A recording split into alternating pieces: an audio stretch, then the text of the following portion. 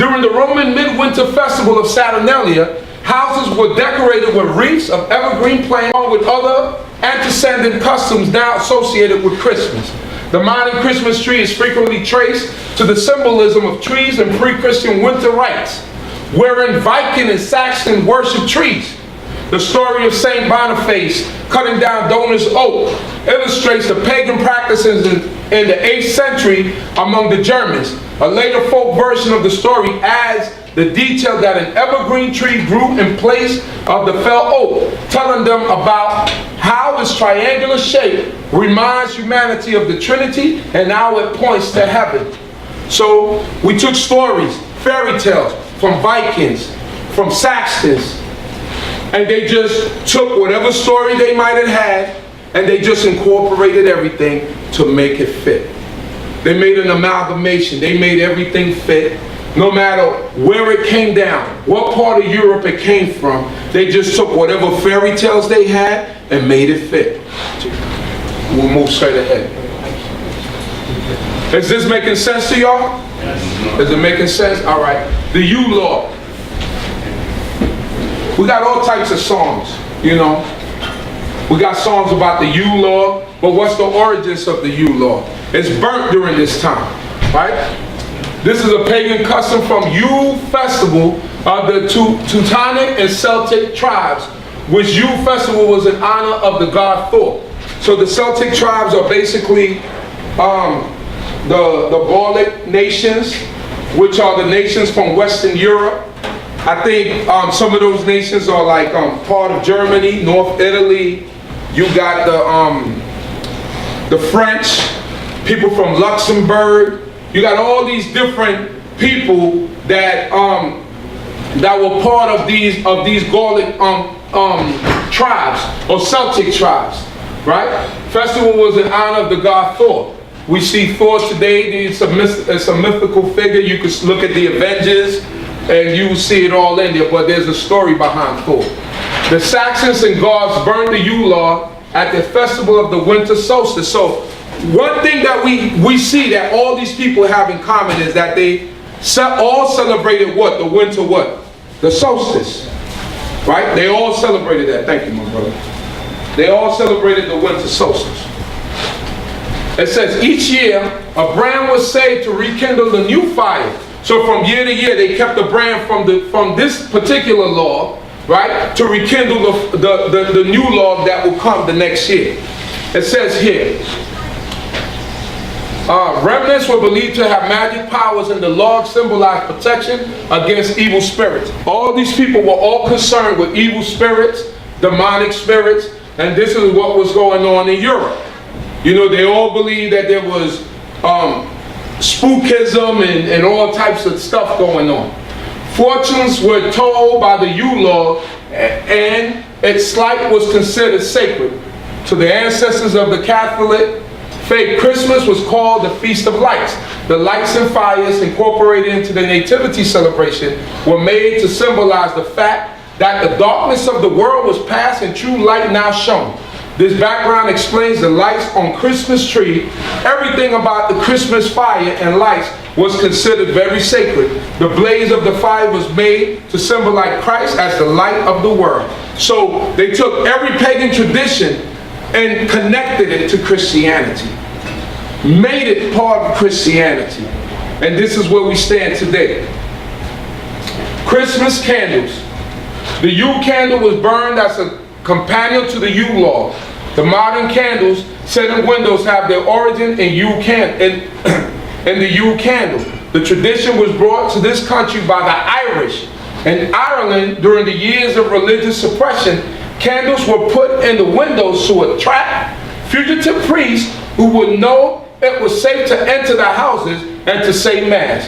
Modern candles used for decoration, though electric and not waxen, incorporate the same principle the Catholic Church set before as Christ, the light of the world. So the candles represent Christ being the light of the world, and this was also, these candles was an indication to these fugitive priests who were banned from doing mass during this time. They were persecuted. So the people put candles. In those days, they were waxing, but they put candles alongside the window so that the priest would know which house was safe to come in there and continue in the Xmas celebration. Evergreens, we kind of went over this, but this is a little bit more. You have already read how houses and public places were decorated with evergreens during the Saturnalia and calends of January. They were never sought merely for the decorative capabilities. The evergreens were used as defense against demons and witches they thought were especially prevalent during this time of the year. So it speaks about the mythology of that time and what the people believed, what their psychology was, that they believed that there were witches and demons roaming around. So they needed this plant to protect them because it was forever green. They thought the winter demons were afraid of the greens because they stayed green all year. Green belongs in the realm of summer and life. Winter kills most of summer's vegetation, but the evergreens remain steadfast. They were symbols of everlasting life to the heathen. We know better today. We understand what that is, but back then, the people didn't understand that. They, especially Europeans, they had no knowledge of this, or they didn't grasp this. At first, the church frowned upon this intrusion of paganism into the sacred season on account of the superstitious sentiments which were bound up with them. So the church knew that this was superstition. The early church fathers understood that this was superstitious, but it was too deeply rooted for prohibitions to have permanent effect, and in due course they were annulled or forgotten because they adjusted to whatever traditions, wherever you came from in Europe, you had, and you incorporated into the Christmas celebration. So they adjusted, and they just conformed to whatever was there. It says, instead of banning them, she more often permitted their continuance, directing her efforts towards investing them with a new sanctity and meaning. So that's when we call as Israelites, we call Christianity pagan. We have a right to call it pagan because it's entrenched in pagan tradition. It has a whole bunch of pagan background to it. That's right. Idol worshiping is pagan. God didn't command us to worship idols. He told us, in fact, he told us not to make to yourself any idols and don't bow down to them.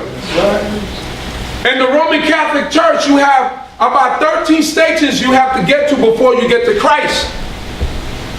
So these are the things that we have to keep in mind. And this is why sometimes we go so hard against Christianity, because of the paganism that's incorporated in it, that the church fathers allowed to be incorporated in it.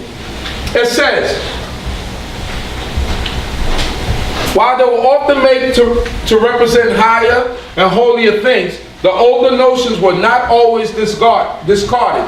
Hence the mixture of ideas, pagan and Christian, which became entwisted with the greenery of the season, the plants which more than any others entwined themselves about the festival are holly, ivy, mistletoe, and rosemary. Deck the halls. Anybody knows this song? Come on, y'all know that song. You know that song. You know it. You know the melody of it.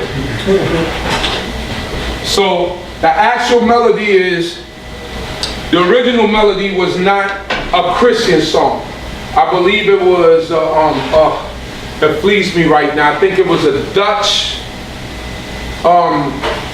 writer who wrote a song that had nothing to do with Christmas, but once the melody was taken in the 1890s and it was transformed into an Xmas song. So we know it. Deck the halls with balls of holly, fa la la la la la la la. 'Tis the season to be jolly, fa la la la la la la la. So that's what we see there, right? So what's holly? Because we always say, we say things, we repeat things. You might have had to sing this song in elementary school. Maybe you had a Christmas, what they call them, Christmas show. Right? And they had you sing, you was part of the choir, and you was singing this, and you didn't know what half of this stuff was. So what's holly? Let's take a look at holly. Holly, this is the holly plant, which is also a plant that stays green throughout winter. You can find this plant right here in New York City. Jersey, you can find it all throughout this eastern region, you can find it. Holly was admired by heathen Druids. Anybody know who the Druids were? Celtic. But Druids were the educated class of the Celtic people, right? And the Celtic tribes was the tribes that like the Germans, North Italy, people of Western Europe, so forth and so on. So this plant was admired by them, by the educated class of these Celtic tribes, who believed that its evergreen leaves attested to the fact that the sun never deserted it. And since the sun was held in worship, holly was sacred. Holly was supposed to be hateful to witches and was therefore placed on doors and windows to keep out evil spirits. So now people make a mistake. People think that holly, this is a holly plant. This is not a mistletoe. People mistake this as a mistletoe, right? Because what happens is people decorate their homes with this, put the holly plant over the doors, and do all these things. But there's a distinct difference between holly and a mistletoe, and we're going to get to a mistletoe later. But as you see, all these things have the same common ground.